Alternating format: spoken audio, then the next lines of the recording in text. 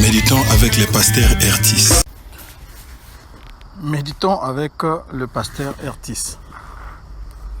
Nous sommes mercredi, le 11 septembre 2019, nombre 29, 12 à 39. Ici, il s'agit de la fête des tentes, des huttes. Nous avons deux questions d'après le lecteur de la Bible. La première, de quoi ou de qui parlent ces versets? Et la seconde, c'est est-ce que ce passage m'apprend quelque chose sur Dieu le Père, Dieu le Fils, Dieu le Saint-Esprit? Et comme nous l'avons toujours souligné, chaque jour il faut se demander quel est le verset qui m'interpelle le plus. Nous allons prier. Seigneur, merci de nous enseigner en ce moment. Nous ne savons pas pourquoi tu avais institué ces fêtes, mais nous pensons que tu peux nous parler maintenant, tu peux nous enseigner maintenant pour que nous puissions calquer notre comportement sur ta volonté. Nous t'avons prié au nom de Jésus-Christ. Amen. Shalom, bien-aimés. Nous allons étudier une autre fête. Cette fête, il est écrit ceci au verset 12. Le 15e jour du 7e mois, vous aurez une sainte convocation. Vous ne ferez aucune œuvre servile. Vous célébrerez une fête en l'honneur de l'Éternel pendant 7 jours. Donc pendant 7 jours, les Israélites devaient fêter. Et les passages que nous sommes en train d'étudier en ce moment, sur lesquels nous sommes en train de méditer, est allé en détail. Premier jour, quelles sont les offrandes à offrir à l'Éternel? Deuxième jour, qu'est-ce qu'il faut faire? Troisième jour, quatrième jour, cinquième jour, sixième jour et septième jour. Le septième jour, vous offrirez 7 taureaux, 2 béliers et 14 agneaux d'un an sans défaut. La fête ne va pas s'arrêter au 7e jour parce que il y aura un 8e jour. Le 8e jour, ça sera comme la conclusion de la fête. Vous aurez une assemblée solennelle. Vous ne ferez aucune œuvre servile. Vous offrirez en holocauste un sacrifice consumé par le feu d'une agréable odeur à l'Éternel. Un taureau, un bélier et 7 agneaux d'un an sans défaut.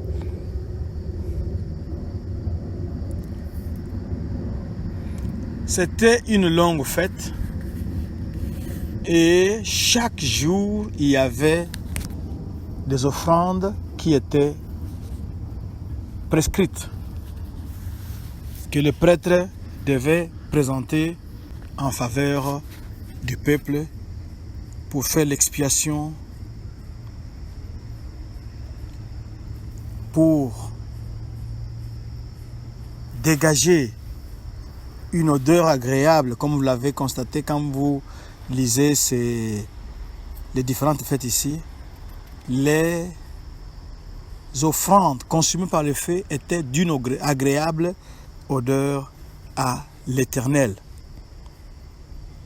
L'on devait s'y conformer et le 8e jour, pas d'œuvre servile. C'est-à-dire on ne devait pas travailler, mais on devait être dans la présence du Seigneur. Quelle est la signification de cette fête? La fête des huttes ou la fête des tentes? Nous savons que quand Israël est sorti de l'esclavage d'Égypte, il a séjourné dans les déserts. Il habitait sous des tentes. C'est ça la signification de la fête, pour rappeler que Israël était nomade. Israël avait un habitat mobile, pas fixe. Israël n'était pas encore sédentaire. Maintenant qu'il va entrer dans le pays pour prendre possession de la terre promise, il va se sédentariser. Mais il ne doit pas oublier son histoire. Il ne doit pas oublier là où Dieu l'a tiré. Il ne doit pas oublier ce que Dieu avait fait dans le passé. Nous ne devons pas oublier notre marche avec le Seigneur. Nous ne devons pas oublier là où le Seigneur nous a tirés.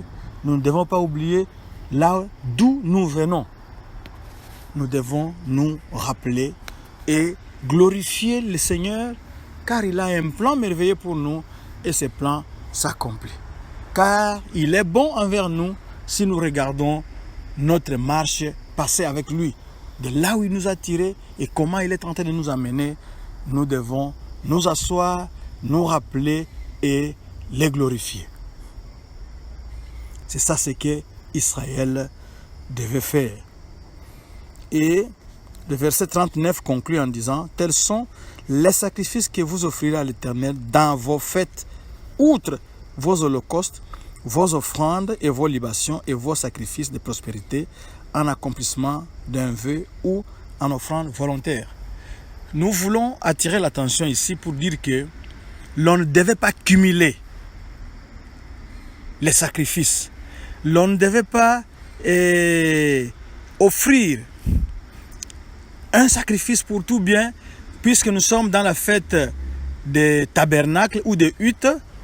Donc, si ce jour-là, il était prévu une offrande, c'était un jour ordinaire, il était prévu une offrande qu'on devait donner à l'Éternel en ce jour-là, donc nous allons la supprimer pour nous concentrer seulement sur cette offrande de la fête. Non. L'offrande de la fête venait s'ajouter aux offrandes du jour. On ne devait pas prendre des cycles courts.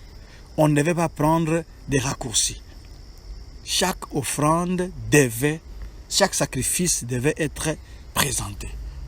Si ce jour-là, il était prévu que, si c'était un jour ordinaire, il était prévu un sacrifice le matin, un sacrifice le soir, puisque la fête tombe ce jour-là, vous offrez d'abord les sacrifices qui étaient prévus ce jour-là, et ensuite vous ajoutez les sacrifices de la fête. C'est pour dire que nous, les chrétiens de la Nouvelle Alliance, nous sommes heureux. Toutes ces offrandes, tous ces sacrifices ont été résumés en Jésus-Christ. Quand il avait pris notre place sur la croix de Golgotha, il a calmé la colère de Dieu. C'était un sacrifice parfait, d'une agréable odeur à l'Éternel, un sacrifice sans défaut, une fois pour toutes, et c'était la fin. Donc Jésus-Christ avait raison de dire que tout est accompli. Tetelestai. Alléluia. Merci, nous allons glorifier le Seigneur. Seigneur, merci, parce que Jésus-Christ est le résumé de tous les sacrifices de l'Ancien Testament. Jésus-Christ est venu mettre fin à tous ces sacrifices, à tous ces différents sacrifices. Libation, holocauste, ceci, cela, fleur de farine, tout ça. Jésus-Christ a résumé et il a clôturé. Que son nom soit glorifié. Amen. Notre verset de la semaine, c'est Nombre 23, verset 8. Nombre 23, verset 8 dit ceci: comment maudirais-je celui que Dieu n'a point maudit? Comment serais-je irrité quand l'Éternel n'est point irrité? Nombre 23, verset 8, d'après le lecteur de la Bible, c'est le verset qu'il nous a proposé à mémoriser pour cette semaine. Que Dieu vous bénisse. Notre adresse, 3 fois www.églisedoxadeo.com.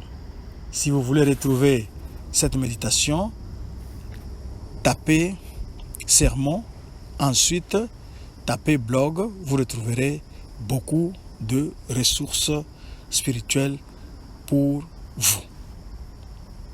Merci.